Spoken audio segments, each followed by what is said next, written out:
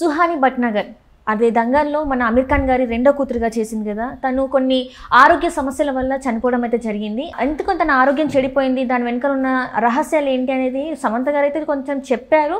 ఇంతకీ ఏంటి ఆ సమస్యలు, ఇది చెప్పడానికి మనతో పాటు ఉన్నారు ప్రముఖ సినీ క్రిటిక్ దాసరి విజ్ఞాన్ గారు. నమస్కారం అండి. నమస్తే. మొన్న చూసినట్టయితే సుహాని భట్నాగర్ మన దంగల్లో అమీర్ ఖాన్ గారి రెండో కూతురుగా చేశారు. కాకపోతే ఏంటంటే కొన్ని అనివార్య కారణాల వల్ల, అంటే ఆరోగ్య సమస్యల వల్ల తను చనిపోయడం జరిగింది. సో సమంత గారు అయితే కొన్ని వివరాలు అయితే మనకు చెప్పడం జరిగింది. మన సుహాని భట్నాగర్ మనకు తెలిసింది మన దంగల్ సినిమాలో అమీర్ ఖాన్ కూతురుగా చేశారు. కానీ అనుకోని కారణాల అనారోగ్య సమస్యల వల్ల చనిపోవడం జరిగింది. అయితే ఇప్పుడు కొన్ని బయటకైతే వస్తున్నాయి, తను కొన్ని దీనివల్ల చనిపోయింది అని చెప్పేసి సమంత గారు కూడా కొంచెం చెప్పినట్టు మనం వింటున్నాం. అసలు ఏం జరిగి ఉంటుంది, తన ఆరోగ్య సమస్యలు ఏమై ఉంటాయి? సమంత రిలీజ్ చేసిన దాన్ని బట్టి ఆ పాపకి మైసైటిస్, సేమ్ మన సమంత ఏ బారిన పడి బాధపడుతుందో మైసైటిస్ ఆ పాపకు కూడా వచ్చింది. ఆ పాపకు వచ్చింది డెర్మాటోమైసైటిస్. బేసికలీ మైసైటిస్లో టైప్స్ ఉంటాయి. డెర్మాటోమైసైటిస్ అది చర్మానికి సంబంధించింది. అలాగే జావెలిన్ మైసైటిస్, పోలిమైసైటిస్, నెక్రోటైజింగ్ మయోపతి, ఇలా కొన్ని ఉంటాయి.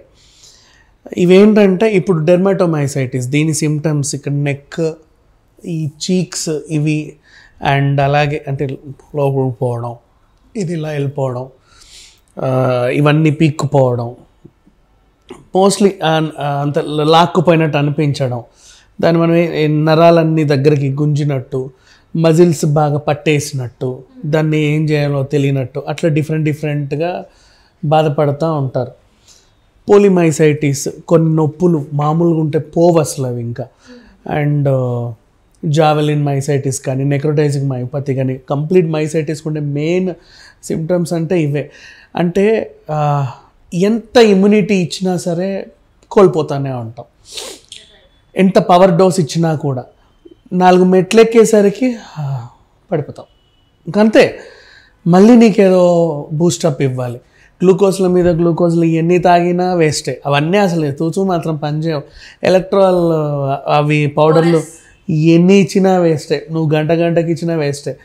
తాగి ఒళ్ళంతా ఎలక్ట్రాల్ అయిపోవాలి, కానీ మనకంటూ ఏముండదు. అంటే మెడిసిన్సే జీవితం లాగా బ్రతికే ఒక టైప్ ఆఫ్ డిసీజ్ మనిషి బాగున్నప్పుడే. ఇక్కడి పాపకి ఏమైంది, కాలుకి ఫ్రాక్చర్ అయిన తర్వాత నీరు పట్టేసి కదలలేని సిచ్యువేషన్లో పాప ఉంది.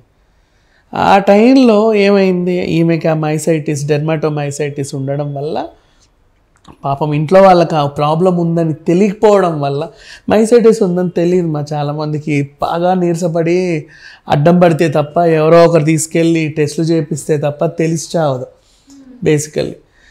అదంతే. ఇంకా దాని గురించి చాలామందికి ఉంటుంది. మనకి ఇప్పుడు ఇంకోటి మాట్లాడుకుంటున్నాం, కానీ ఇప్పుడు మనం మాట్లాడుతున్నందుకైనా సరే కొంతమంది వింటే మంచిది. తెలియని జబ్బది. ఊరికే అలసిపోతూ ఉంటే ఏంటో అలసిపోతున్నామమ్మా ఈ మధ్య బాగానే ఎక్కువ నిమ్మరసాలు తాగే వాళ్ళని చూసాం, ఎండకి నా వల్ల అవ్వట్లేదు అసలు అంటారు. అంటే క్లైమేట్ని నిందిస్తారు. ఈ మధ్య ఏంటో అక్కడి నుంచి ఇక్కడ రాగానే వాటర్ పడట్లేదు, నాకంత నీరసంగా ఉంది అంటారు. నీళ్ళ మీద నిందిస్తారు. మొన్న అది తిన్నప్పటి నుంచి, ఆ ఫంక్షన్కి వెళ్ళి అదేదో తిన్నప్పటి నుంచి నాకు చాలా నీరసంగా ఉంది అంటారు. అంటే ఆ జబ్బుకి పడనివేవో తగిలినప్పుడు అది రియాక్ట్ అవుతా నిన్ను గుచ్చుతుంది. నేను నీకు వచ్చాను, నన్ను టెస్ట్ చేసుకో, జాగ్రత్తగా మందులు తీసుకో అని. వీళ్ళు అవి కాకుండా దాన్ని గుర్తించక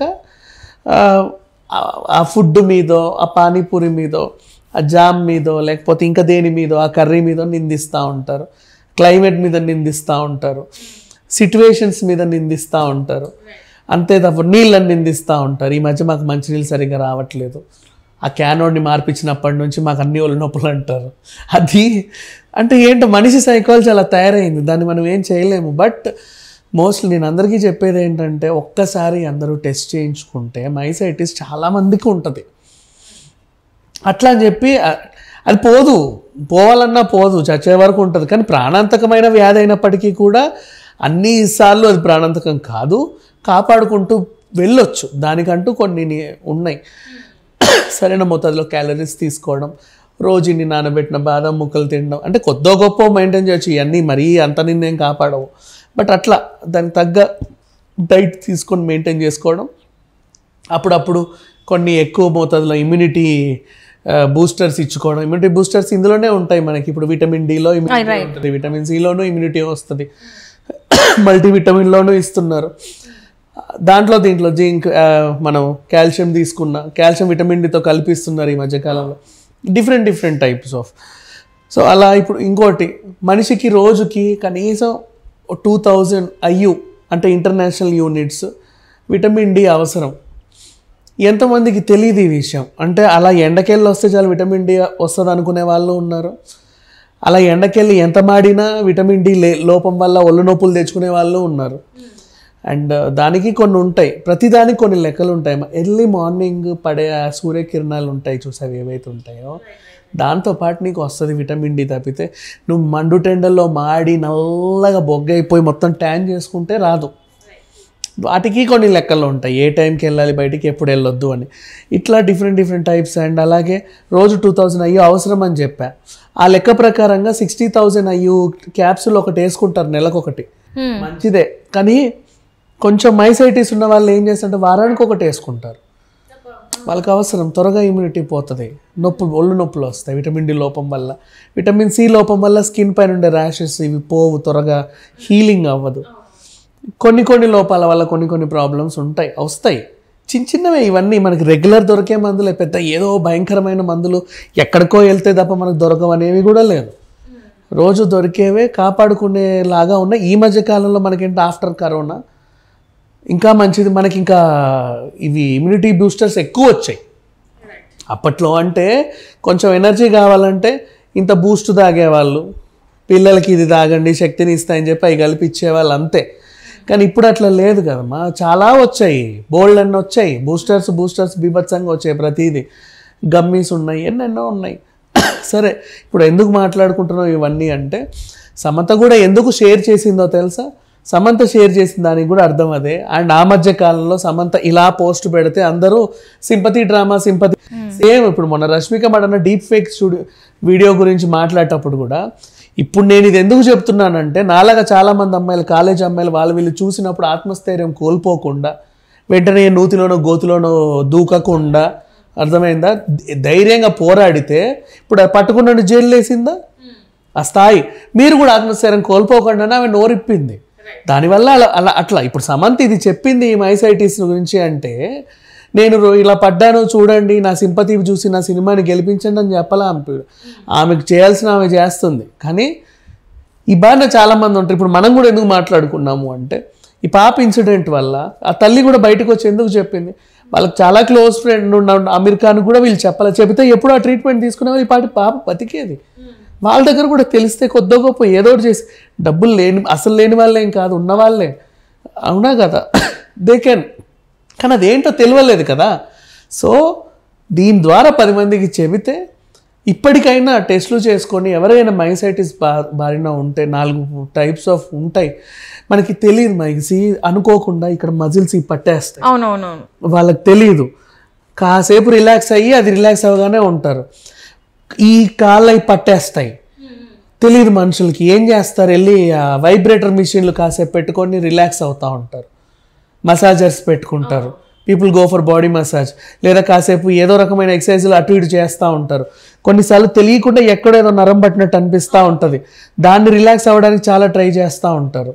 వేడి ప్యాకులు పెడతా ఉంటారు, ఇంకేవేవో చేస్తూ ఉంటారు. రకరకాల ట్రీట్మెంటే అప్పటికప్పుడు నాకు ఉపశమనం కలగాలనేది మైండ్కి ఎక్కుద్దే తప్పితే, ఏదో అయ్యింది ఈ వీకెండ్ ఒకసారి సెలవు తీసుకొని ఒక్కసారి టెస్టులకు వెళ్దామని ఎవరికన్నా అనిపిస్తుందా? ఇప్పటికీ 10 సార్లు చెప్పాను నేను, ఇప్పుడు మళ్ళీ చెప్తున్నా. ఆ గూగుల్ పే లాంటిలో కూడా ఆఫర్లు వస్తాయి. రోజు ఫేస్బుక్లలో ఆఫర్లు వస్తున్నాయి. 199, 299, 399 పెడితే చాలు, ఇంత 62, 72 టెస్టులు చూపిస్తున్నారు. అవన్నీ తీసుకొని ఒకసారే కదా చేసుకునేది. తర్వాత వాడు 4 ఇస్తాడు మందులు తినరా బాబు అంటే, మంచి ఫుడ్ ఏందో తినమని చెప్తాడు, ఇవి తినండి అని. అవి తింటూ ఉంటే కొన్నాళ్ళకి ఆరోగ్యాన్ని కాపాడుకోవచ్చు. సడన్గా మంచం ఎక్కితే నిజంగా చెప్తున్నా, ఎంత ట్రీట్మెంట్ తీసుకున్నా మల్టీ ఆర్గానిక్ ఫెయిల్యూర్ తప్పదు ఇవాళ రేపు. తెలియకుండానే గబగబా ఇది బాగైతే ఇది పాడవుతుంది, ఇది బాగైతే ఇది పాడుతుంది, ఒకటొకటి పాడైపోయి బ్రెయిన్ డెడ్ అయిపోతే మనిషి పోతాడు. వాళ్ళు డాక్టర్లు కూడా కాపాడలేరు. అప్పటికప్పుడు ఎన్ని ఇస్తారు నీకు మందులు అంటే వాళ్ళకు కూడా ఇప్పుడు దీనికి మందు ఇవ్వాలంటే ఇది దానికి ఎఫెక్ట్ అవుతుంది, దానికి ఇవ్వాలి దీనికి ఎఫెక్ట్ అవుతుంది, ఇట్లా ఇన్ని చేయలేరు కదా. ముందు నుంచే మనల్ని మనం కాపాడుకోవాలి. మనల్ని మనం కాపాడుకుంటే మనలో ఏమవుతుందో మనకు తెలియాలి. మనలో ఏమవుతుందో మనకు తెలియాలంటే ఫస్ట్ మనం తెలుసుకోవాలి, తెలుసుకునే ప్రయత్నం చేయాలి, తెలుసుకోవాలంటే 4 దగ్గరికి వెళ్ళి ఎవడైతే మనకు తెలియజెప్తాడో వాళ్ళ దగ్గరికి వెళ్ళి కూర్చుంటే అన్నీ